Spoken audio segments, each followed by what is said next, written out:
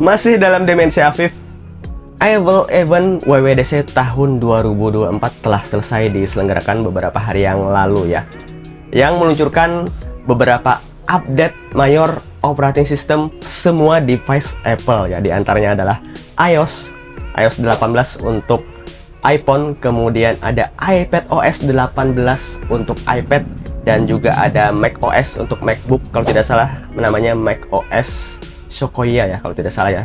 Penyebutannya seperti apa saya tidak tahu.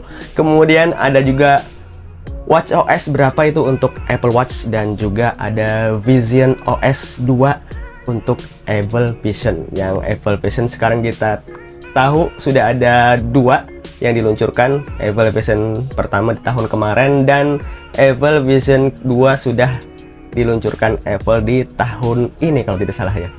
Ada juga beberapa operating system lainnya, saya lupa, ada yang untuk audio dan HomePad.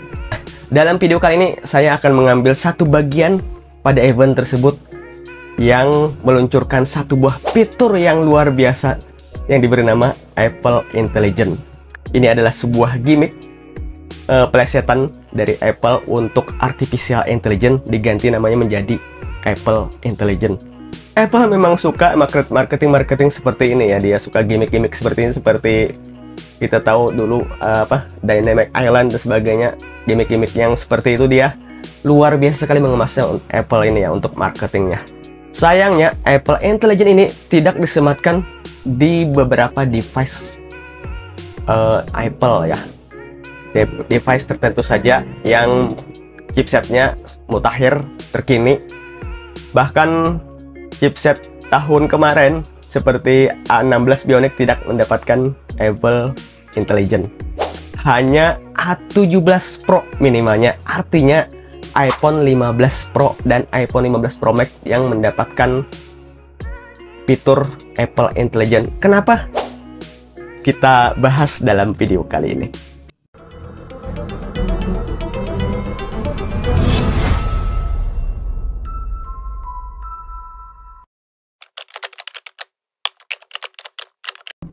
Seperti kita ketahui, Apple adalah sebuah perusahaan yang selalu meluncurkan produk-produk revolusioner ya. Ini sudah tidak terbantahkan sebenarnya. Produk Apple mungkin saja tertinggal dari gadget-gadget Android ya. Akan tetapi pada akhirnya produk yang dikemas Apple itu terkesan lebih mewah, lebih presisi, lebih canggih, lebih mulus ya. Dan pada akhirnya itu dituruk kembali oleh pesaing-pesaing mereka karena lebih fresh dan lebih seperti menyontek tapi dicontek kembali. Ini sudah tidak terbantahkan dan sudah terjadi beberapa kali. Apple memang luar biasa untuk hal seperti ini karena dia mempersiapkan jauh-jauh hari sebelum meluncurkan produk-produk itu atau fitur-fitur tersebut benar-benar sudah kuat dan memang sudah layak untuk diluncurkan. Kali ini saya akan mengajak kalian menengok ke belakang bagaimana Apple mempersiapkan Artificial Intelligence sejak tahun 2017 sebenarnya. Tepatnya saat peluncuran iPhone X ya. Bukan tentang iPhone X-nya, tapi tentang sesuatu yang tertanam di dalam iPhone X. Apakah itu? Itu adalah sebuah Apple Silicon menyebutnya, atau sebuah sistem on chip yang bernama A11 Bionic. Nah, di A11 Bionic ini pertama kali ditanamkan satu buah chip lagi yang bernama Neural Engine ya, dengan 600 miliar operasi per detik. Kecepatannya luar biasa sekali, 600 miliar operasi per detik. Waktu itu saja itu sudah cepat sekali ya untuk Neural Engine pertama dari Apple ini, yang mana ini diperuntukkan untuk algoritma machine learning ya, untuk menjalankan Face ID. Kemudian waktu itu ada fitur Animoji yang mengesankan, kemudian ada fitur-fitur yang didukung Artificial Intelligence lainnya. Itu pertama kali Apple sudah menghadirkan fitur Artificial Intelligence di iPhone mereka. Tentunya kita sekarang sudah tahu ya beberapa perkembangan yang sudah dialami chipset iPhone ini untuk mempersiapkan Artificial Intelligence mereka. Jadi dia mempersiapkan dari sisi hardware-nya dulu, disiapkan benar-benar, kemudian untuk software pastinya akan mengimbangi secara lebih sempurna lagi.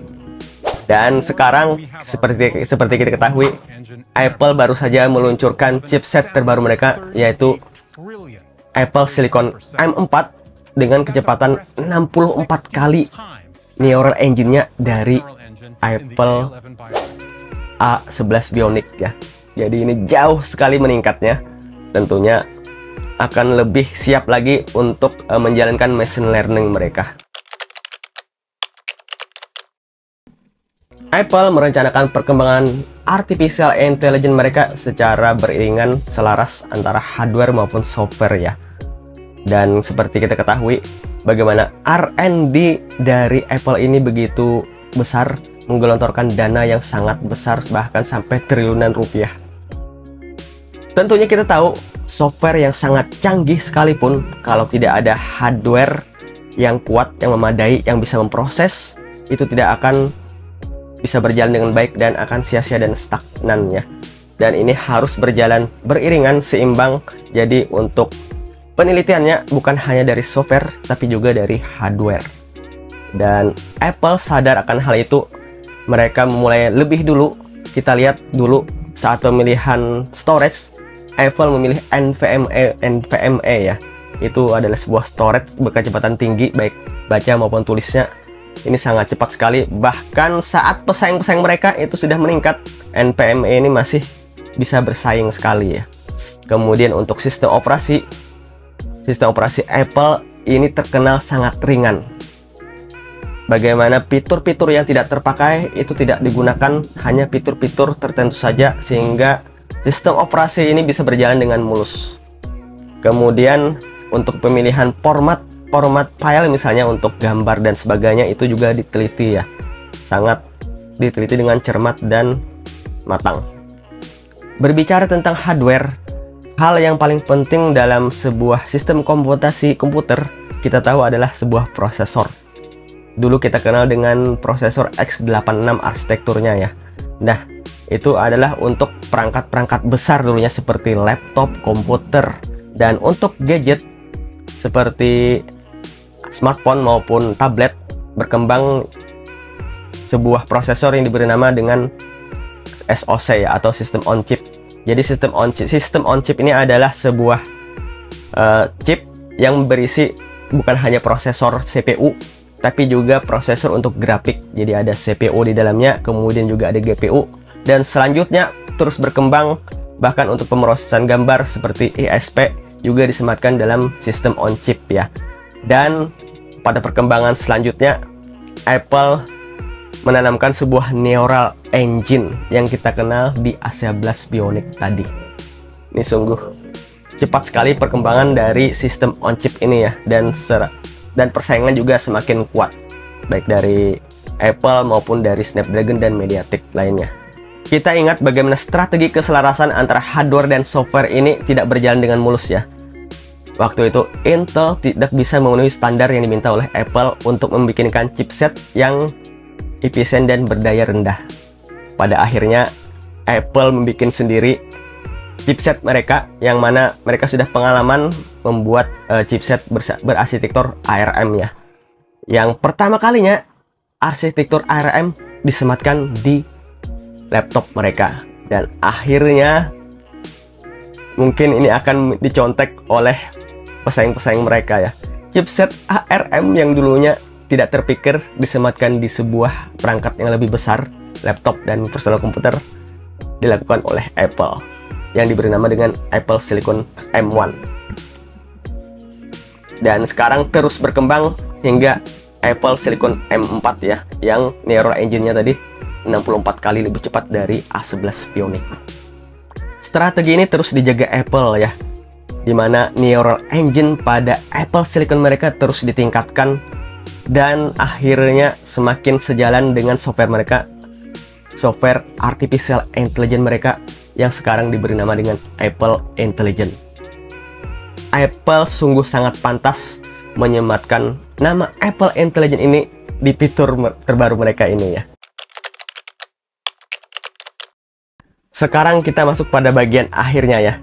Kenapa Apple membatasi penggunaan Apple Intelligence ini hanya pada A17 Pro M1, M2, M3, dan M4 saja.